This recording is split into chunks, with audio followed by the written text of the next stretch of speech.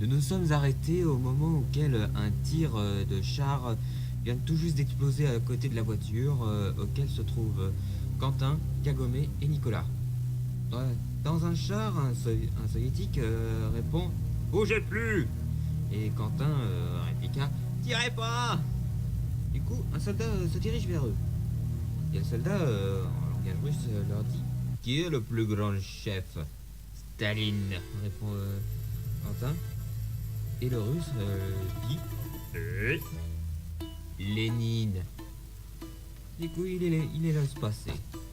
Jusqu'à ce que, où ils arrivent au niveau du char, le chef de char sort et il dit «Alors, vous l'avez trouvé où?» «Un garage français à quelques mètres d'ici, avec un trou au plafond.» «Ok, bonne route!» Avec un arrière-pensée pour Quentin. «Connard!» Kagome dit «On dirait que tu sais te débrouiller.» Et Quentin, un petit peu... on peut dire... Enfin bref. Thanks, c'est tout ce qu'il a à dire. Après quelques kilomètres, vers la limite d'Orléans, ils arrivent vers la base soviétique. Pas très bien gardée au niveau terrestre, mais avec le nombre d'unités qu'il y a, ça pouvait facile à se défendre. Kagome, qui est encore sous le tableau de bord, dit «Reste concentré, tu les occuperas avec la caisse. Nous, on sabote.» Du coup, Quentin continue la progression et se dirige derrière la réserve. Il sort, il laisse la porte grande ouverte pour laisser passer Kagome. Et du coup, Quentin est en train d'attirer les soldats. «Hé les gars, venez mater la dernière voiture de l'URSS!»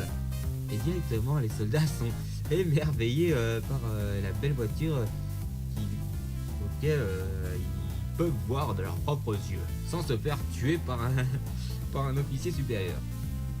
Le soldat dit «Elle est classe cette caisse, tu l'as trouvée où?» Pendant que Nicolas, lui, reste sous sa tente. Pendant ce temps, Kagome place les explosifs dans la réserve. Des bâtons de dynamite avec un minuteur. Mais revenons sur la voiture, auquel un soldat dit «Eh, pourquoi il y a une tente au toit?» «Un trou au plafond, c'est tout.» «On pourrait le retaper à l'usine, envoie-le là-bas.» «Non, non, mon cousin s'en occupera après la guerre», dit-il alors qu'il n'en a pas. Après quelques minutes, Kagome réussit à finir de placer ses explosifs.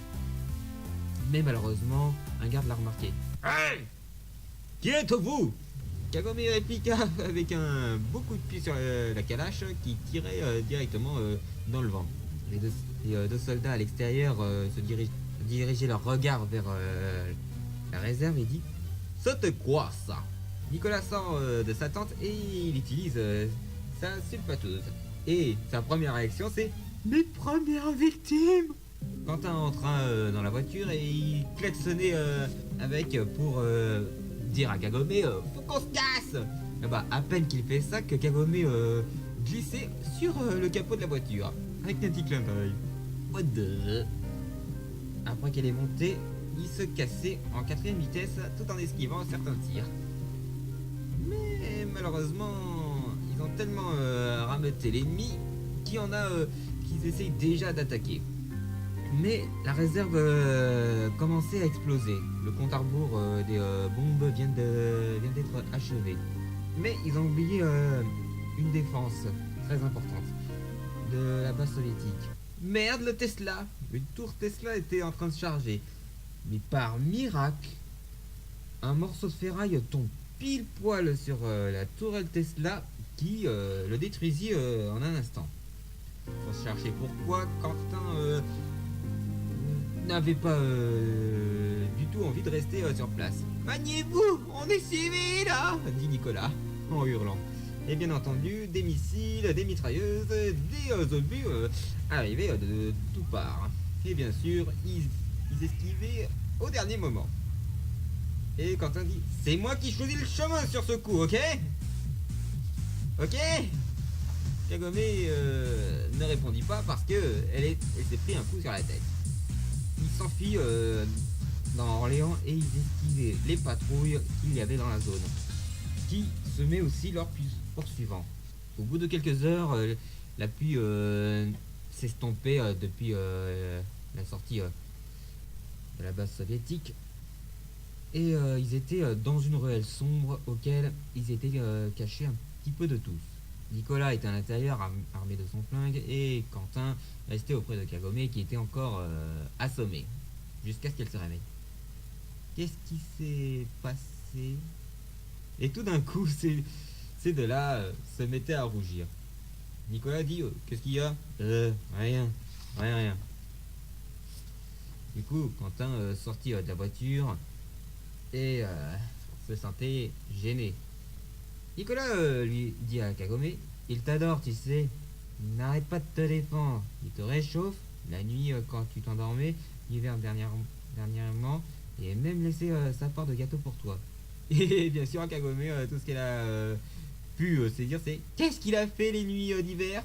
Rien, il te réchauffait, c'est tout. Je vous ai regardé aussi. Disons que j'ai trouvé que c'était une sensation assez perverse de ma part, aussi en pensant à lui, dit Kagome dans ses propres pensées. Quentin continue à regarder dans les coins de rue, un petit peu désolé. Nicolas a dit, va le voir, par lui, en tant que femme, et non en officier. Oui, mais non. Alors je te l'amène. Hein? Non! Trop tard. Merde, depuis qu'il a parlé de lui, je sais plus quoi faire. Nicolas arrive vers Quentin. Hé Quentin, Kagame va te parler. Il entre dans la voiture et il dit, qu'est-ce qu'il y a? Ouais, est-ce que... Quentin a attrapé froid. Attends, je vais te réchauffer.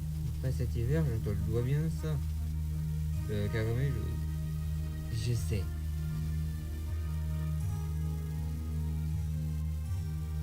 Hey!